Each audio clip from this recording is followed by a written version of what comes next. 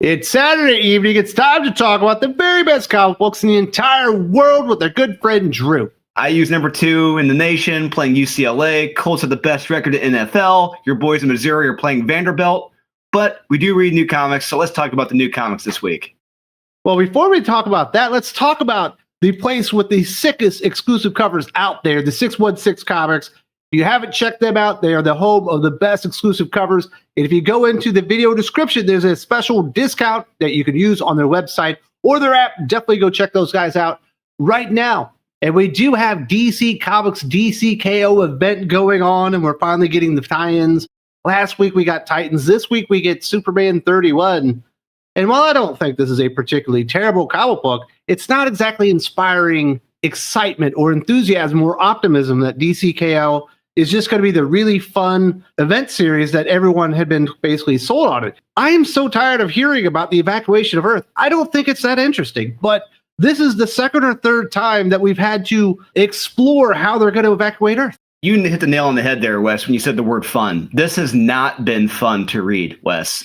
This event, I was reading a lot of the tie-ins this week. It's tied into literally 95% of the comics from DC, including the new history of the DC universe and Justice League Unlimited, which, like you, I'm not reading and I don't want to read, but I did this week, and I noticed something very interesting. Across Superman, Flash, and JLU, I noticed a trend in the dialogue, specifically characters complaining about time travel and how absolutely absurd the DCKO event is.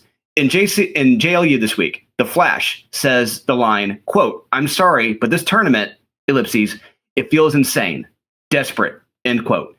Mark Waid is a clever guy. That was not by accident or coincidence. This was intentionally put in there as meta commentary on this event because it is insane and desperate. Oh, and retconning the origin of Doomsday to the point that Superman's tragic sacrifice in battle to Doomsday is Superman 75 means nothing now because Doomsday was always meant to be on Earth to fight Darkseid. Are you kidding me? That retcon is ripe for a swift retcon itself in a few months. And speaking of the evacuation of Earth, look, they did all this crap in Earth 2 during the New 52 days, during Future's End, and that was a terrible storyline that reeked of desperation. And Earth 2, along with the New 52, never recovered after that. I was fine with them insinuating that perhaps the story behind Doomsday with Krypton was that he was literally engineered to potentially face off with this version of Darkseid in the future or something.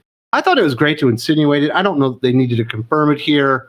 The thing I think that really stands out about Superman 31 as being good is that whenever Ma and Pa Kent show up, Josh Williamson always makes that like the best part of the story. So I did love seeing them arrive and Superman getting them ready and all that stuff. But then the deviation, I guess the detour that Lois Lane takes by the end, even though she's holding up an entire ship full of evacuees, seemed a bit ridiculous. And we got a big reveal there at the end. I won't give it away here. That was completely unwelcome to me. I will give it to you with Joshua Williamson on the Kent's element. Yeah, that is probably the one emotional human element in this issue and this whole event. And not just that, they're arted by Eddie Barrows. Eddie Barrows lights out on the art once again. And it's a shame that he can be wasted on so many other pages. But with those, he absolutely nails it. And you know, what could be a simple and fun event has gotten so large and convoluted with time travel, retcons, planet evacuations, that you can't really grasp on anything emotionally outside of those 1 or 2 pages with the Kents and Clark's parents, Jor-El and Lara. The small stuff doesn't matter in this event. I mean, these are just bad storytelling decisions, Wes. And I have a feeling we're in for not a very fun event here. Yeah, I feel like they're going far too big. Hopefully we're wrong and it just ends up being the Mortal Kombat of DC comic superheroes that I was hoping it was going to be, but it definitely feels bigger than that by now. A few other standout books starting out with the indies. Definitely going to recommend Skinbreaker #2. Robert Kirkman writing, David Finch on art. The art in this book is so magnificent. The amount of detail, the amount of horror as you're seeing the old chieftain versus the new chieftain fighting it out to the death to live up to the honor of the tribe and their traditions, I thought was absolutely amazing. Wasn't seeing the time jump forward and head, which I thought was actually pretty clever, and kind of seeing where this tribe is moving towards. I love me some fantasy, and Robert Kirkman is absolutely scratching all of my fantasy itches with this one. I am 100% sold. This was the most beautiful book this week, Wes. The art is drop dead gorgeous, and I would give one of my own legs to own one of these pages. This was a fairly simple story, but emotional at the same time. The mantle of Elder is to be decided in combat, and you can tell this is done with heavy hearts and resistance, but it must be done. And after that, we take a little trip into the future where we may be seeing the past repeat itself. We'll see what happens. But I had an absolute blast reading and enjoying this in every dimension, from the lettering to the drop dead colors. This is a top-rate comic, and I really hope everyone is checking this out. Strong recommend for Skinbreakers. Also going to recommend Space Ghost Volume 2, Number 4, David Pepos writing, Jonathan Lau on art. Space Ghost was hands down my best series of 2024. And with issues like this, it's definitely going to continue being in the running. Space Ghost, Jace, Jan, and Blip standing between an army of space sharks and an army of crystalline warriors that want to go to war forever and having to broker peace and then having it basically sabotaged. I thought it was so much fun, so much high octane action. And we get some enormous stakes or implied stakes there by the end. And Jonathan Lau just continues owning this book. It deserves better covers instead of the generic crap that Dynamite keeps putting on it, but this maintains its spot as a top 3 book in 2025. 100%. And one of the many things I'm loving about this series, Wes, is that is the expansion of the universe and lore with these new characters and alien races. And here we have 2 feuding alien races, the Crystalline Empire and the Space Sharks. Yes, Space Sharks, baby.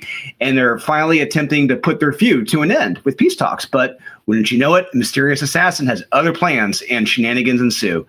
And who happens to be at the center of all of it? Space Ghost and the twins. What are they going to do? Can they find the assassin and keep the peace between the alien races? You got to read it to find out. This was so damn fun, action-packed, suspense-filled. David Pepos, Jonathan Lau continue to be the gold standard for superhero comics in terms of storytelling, from the dialogue to the art. This is my pick for pick of the week, and I hope each and every one of you watching is picking up Space Ghost. If not, fix yourself, pick up the series, and thank me later. Absolutely. It's definitely my pick of the week as well, without a shadow of a doubt, the standout comic book. Also going to recommend Teenage Mutant Ninja Turtles number 12, Jason Aaron writing, Juan Ferreira on art. The end of the line for Jason Aaron and Juan Ferreira and TMNT, and they had an enormous obstacle to overcome the Sophie Campbell era, and they passed the test with flying colors. Juan Ferreira is what I'm definitely going to miss the most.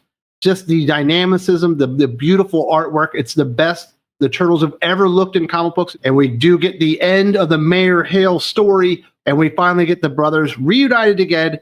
I wish that Jason Aaron and Juan Ferreira had stuck around a little bit longer. Yeah, we got a full year from them, and like you, I agree. I wish they were sticking around longer. But yeah, this is it, the final issue of Jason Aaron's run, and he sticks the landing. I mean, the brothers in green not only take out a horrific threat, but are still trying to heal their family. Can they accomplish both by the end of the issue? Will there be an even bigger what the effing F moment by the end of the issue? You got to read to find out. This run is going to go down as one of the all-time best Turtle runs, not to mention the best illustrated. Juan Ferreira did all 12 issues, Wes. Think about that. How often is that done today? Almost never. And Jason Aaron, I got to give it up to him. He kept all of his bad ideas and tropes in check and produced a solid run here. This is a recommend for TMNT, and I hope everyone checks out this run of the Turtles because it truly is one of the all-time best. If you disagree, well, hey, you're wrong. Next up, we have Gene Yang coming aboard, who I don't think is a particularly great writer, but he's not terrible either. But Freddie Williams II will be the artist, so it's going to look like $1 million. Hopefully they can keep up the momentum and start building on what Jason Aaron and Juan Ferreira were able to accomplish. Also going to recommend TMNT Saturday Morning Adventures number 30, Eric Burnham writing, Sarah Meyer on art. We have Seymour Guts, who was the mutagen man, I think, back in the day. He was eventually healed and turned back into a human. He's got a hot date. Next thing you know, he turns back into the mutagen man, and everybody that he's touching are turning into mutants. People are growing beaks. They're growing fur. The Turtles notice, but so does Shredder and Krang. Shredder and Krang obviously seeing the fact that this could be weaponized. Maybe we can grab this guy. We can turn a bunch of people into mutants, turn them into our army, and I just continue to love this thing. Eric Burnham deserves bigger and better opportunities. Wes, buddy, the opening of this issue was so damn weird. I read back through it 4 times to make sure what I was reading was clear about what happened, because it is truly horrific. Now, I would have played this for more horror, but it is an all ages comic, and they want to keep it that level, which I understand. But still, it's pretty shocking and scary when you think about what happened, what's going on. So we have the return of the character, the Mutagen Man, who is able to turn into other creatures, but now turns others into creatures, which, as we all know, is bad news bears.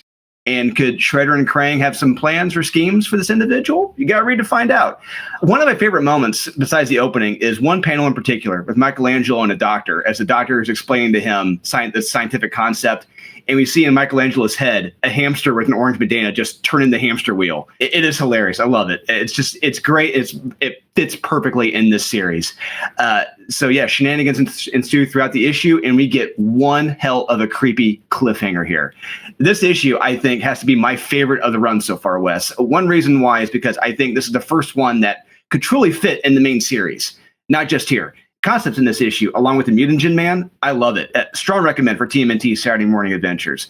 Great for all ages, and I hope Turtle fans are picking this up to read along with their kids. Definitely the best all-ages comic book being produced in American comic books today. Normally, we would recommend a Marvel book or two, but there's just nothing worth recommending. The closest I came was probably Omega Kids by Tony Fleeks, which is undone by its art, but was far better than it deserved to be. Yeah, the closest I came to was Punisher, but I couldn't quite get there because the art, for me, it's just like the art just wasn't as solid as I was hoping it would be. Thankfully, there is a DC comic book to recommend this week. Green Lantern 28, Jeremy Adams writing, V. Ken Marion on as the artist this week. We've had the conclusion of the Starbreaker saga, and now we are going to start picking up the pieces. We've got Joe Mullins and Guy Gardner. They discover the Book of Oa, and it turns out some of the pieces of the book that had been hidden for years upon years have finally produced themselves, bringing up a very shocking name. Hal Jordan and Star Sapphire, Carol, are going to go out on a date, but strange things are happening to Hal Jordan. And there's a really funny moment with Connor and Kyle Rayner, where they want to test out like the power of the White Lantern, and Connor's like, I can take it. That I thought was the highlight of the book, but the V. Ken Marion art absolutely shines here. In a week with convoluted storytelling from DC, it was so nice to read one grounded, gripping, and fun comic from DC, Wes. This was fun. We have Guy Gardner going through the ancient tome, the Book of Oa, reading about prophecies and stories of the past, but what does he discover? A passage with only 2 words, Hal Jordan. What? But we don't have just that here. We have our boy Hal Jordan himself, the lead ring slinger, having fun. He's captured a bad guy, and he's having a blast doing his job. And you know what? I'm having a blast too and laughing my butt off. But things change as Hal is made aware of this and in the Book of Oa, and word gets out to the Guardians. Plans are in motion, and we see something that is very, very disturbing with something or someone resembling Hal Jordan that could have massive ramifications. And what does it mean for the relationship between him and Carol? You got to read to find out. This issue was a breath of fresh air from the stuffiness of DC this week, and I hope more people check out this series. Jeremy Adams, V. Ken Marion are superstar storytellers, and they're having a blast here in this issue, and it shows. Strong recommend for Green Lantern this week. It's fun, and you should pick this up if you like to have a good time when you're reading comics. And that will wrap us up for our best of the week this week. Really enjoyed that one. If you would like something like this, but maybe bigger, like 2.5 hours long, I do want to let you know right now on Think Critical Patreon, as well as channel memberships, we do have the Hot or Not podcast with our good friend Jim from Weird Science. Go check that out. We have a ton of fun talking about all the new comic books this week. There are links to both in the video description. Hope to see you there very, very soon.